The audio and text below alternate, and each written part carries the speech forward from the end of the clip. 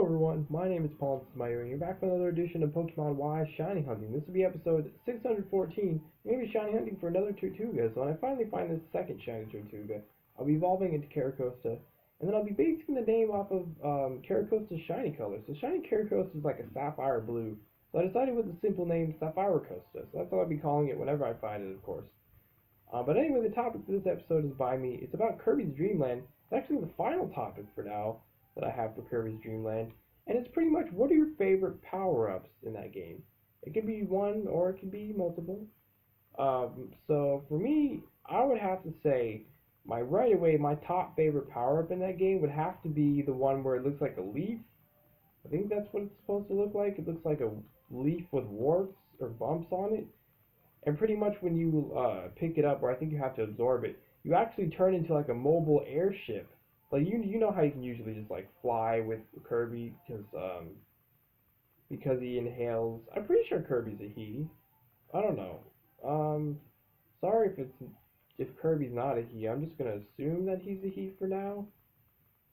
I know I'm pretty sure he's a he because I remember this one show called Kirby Right Back at Ya, and they are like referring Kirby as a he. I'm pretty sure. So hopefully I'm not accidentally just getting the gender wrong there, but I'm pretty sure Kirby's a he. But anyway, yeah, like I was saying, so he usually can like do the whole floating thing where he absorbs a bunch of air and then he's able to act like a balloon and like flap his arms.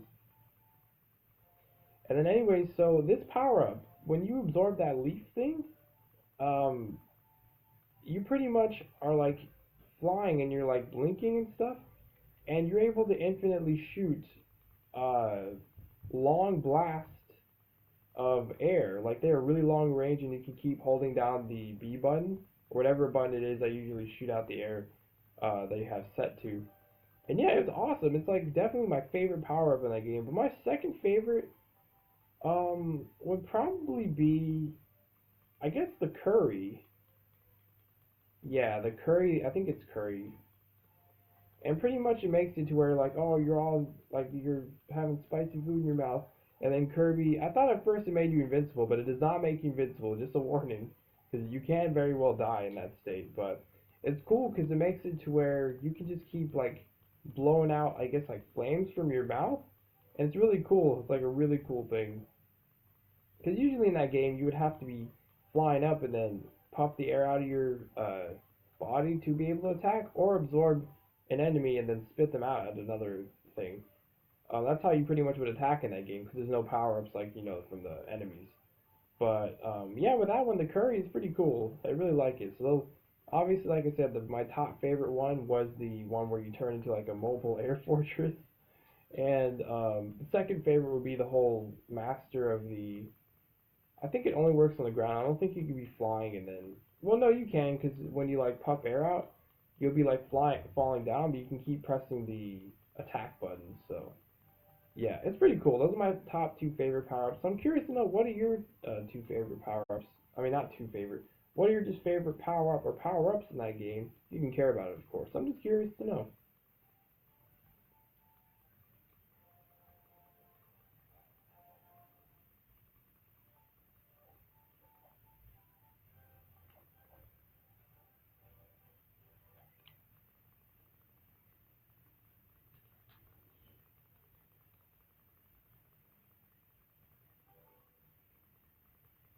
Oh yeah, usually I don't talk about this, but I actually had a really intense duel yesterday against another person in the Yu-Gi-Oh! Pro Percy because I don't have Yu-Gi-Oh! Pro links anymore.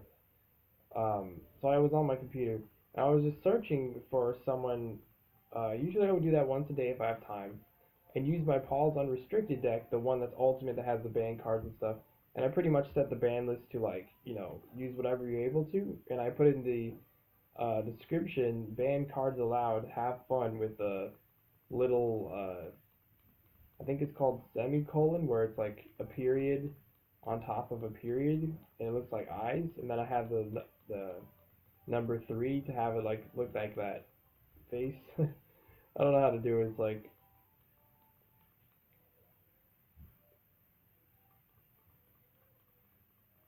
yeah, kind of like that. Kind of hard to see what's far away, but I usually know how to do that. But I just like, it's one of my favorite faces. So I do that and then an exclamation mark after. just so people know that it's like, obviously ban cards, and then hopefully we both have fun. So anyways, I dueled this person. I'm not gonna say their name, just to not, give them credit or anything like that. But they were using like a really powerful tuner type deck.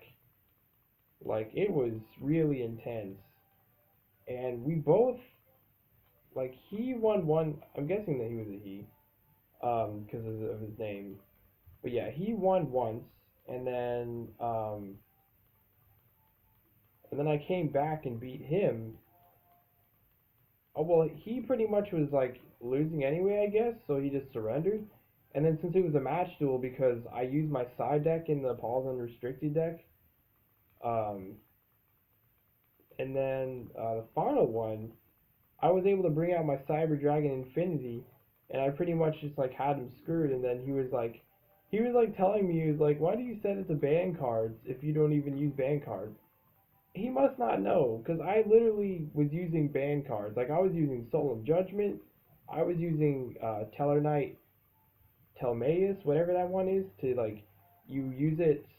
It's like you can at least two level 4 monsters, but if you use three level 4 monsters, you can use the effect and detach all three, and then exceed summon one monster that's like a higher rank. So that's how I was able to bring out Cyber Dragon Infinity, because I brought out Cyber Dragon Nova first because it's a rank 5, and then you can immediately bring out Infinity from Cyber Dragon Nova. So anyways, yeah, that's like the ultimate card in that deck. Because it literally once per turn can it just absorb an attack position monster and get it as material, and then once per turn when a monster is like a summoned or effect or something like that, or a card effect is activated, you can negate it. So it's like a really powerful card. It's just pretty annoying to get out because you need three level 4s out on the field to be able to bring it out. But anyways, yeah, those are clearly that card is clearly like banned. That Teller Knight card is clearly banned the in that whole list, and I have a bunch of other ones in that one as well. I don't know what that guy was talking about. He's like, "Oh, you don't use ban cards. Why do you set it to ban cards?" Um, and I don't understand. And I literally said like good luck in the beginning of the duel, and he didn't say anything to me. And the only time he talked to me was at the end where he said GG, and then he was like asking me he's like complaining and stuff like that, and saying that I wasn't using ban cards even though I allowed ban cards. When I clearly was. He must not know the ban card list, because they were definitely ban cards for sure. Maybe not. I mean, in the current ban list, Soul and Judgment and Monster Reborn, they're not banned. You're allowed to use them, but it's just like limited to how many you can use. So maybe he was just referring to that, but no, definitely I was using banned cards in that version. So yeah, and that's why I call it Paul's Unrestricted deck, because yeah, it's gonna have banned cards in it that I actually like to use. So yeah, it's still fair, but it's just a lot tougher because there's a lot more cards that are gonna have a lot tougher effects. So yeah. Yeah, I figured I just might as well tell you that because I thought I was gonna get absolutely destroyed because like I said, he was just like each of his turns he kept special summoning, special summoning, special summoning all these tuner ones like Junk Synchron, no not Junk Synchron, was it Junk Synchron?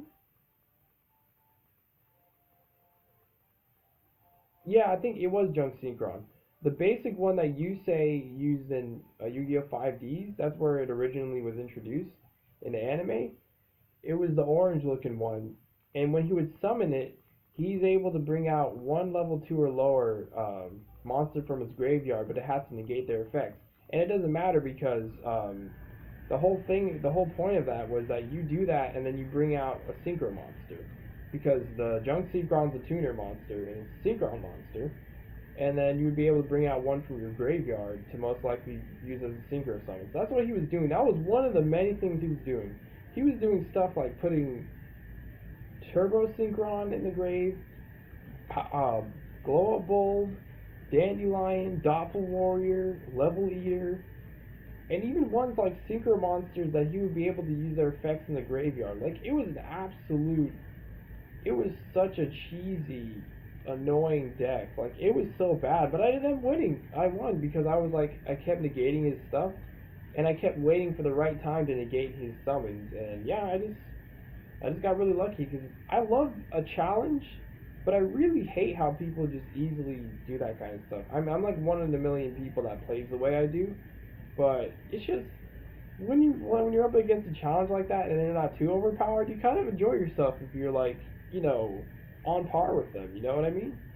Obviously, they have a lot stronger stuff because on the first duel that we dueled, it was a match duel, like I said, so it was like a whoever won 2-1 the whole thing.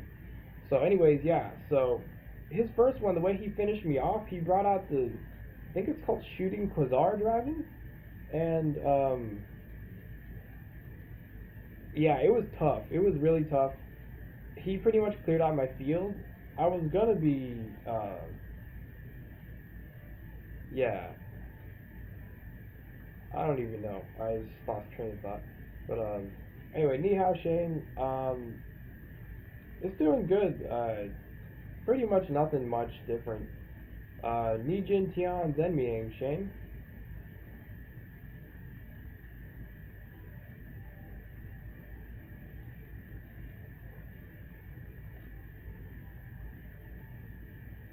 That's good. How about your whole studies thing? Like, last time we studied for the test, I'm pretty sure your speech. Well, no, it was yeah, I think it was a test. Hopefully, you did good on that. It seems like you're pretty confident.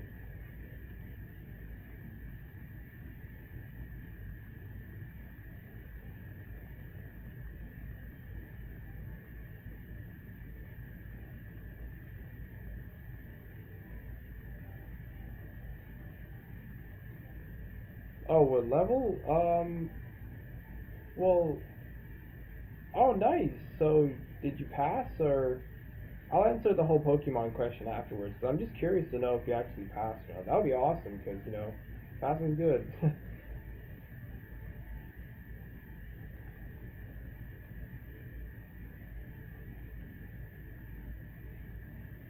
But anyways, yeah, it depends on what game you're talking about. 'Cause I have a bunch of different Pokemon games. I'm playing Pokemon Y, just shiny hunting. But yeah, it depends which one you're talking about.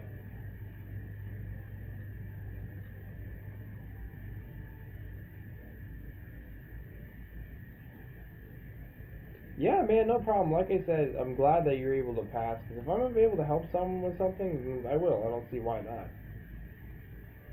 But yeah.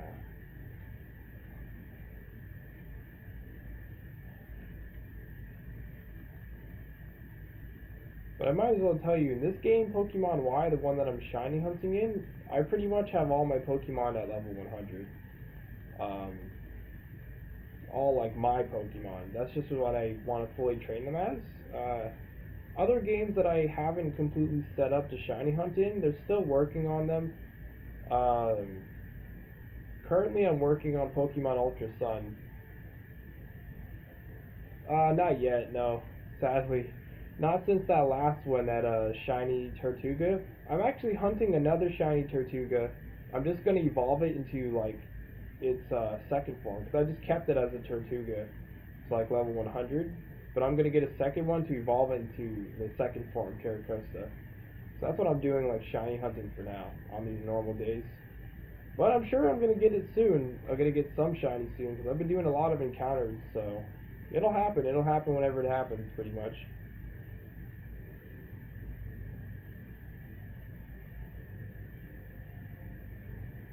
Yeah, no, I know. I'm patient. I just, like I said, it'll happen whenever it happens because you can be super lucky, but it'll just decide to come whenever it wants to, pretty much. All right, but anyways, I'm gonna end off episode 614.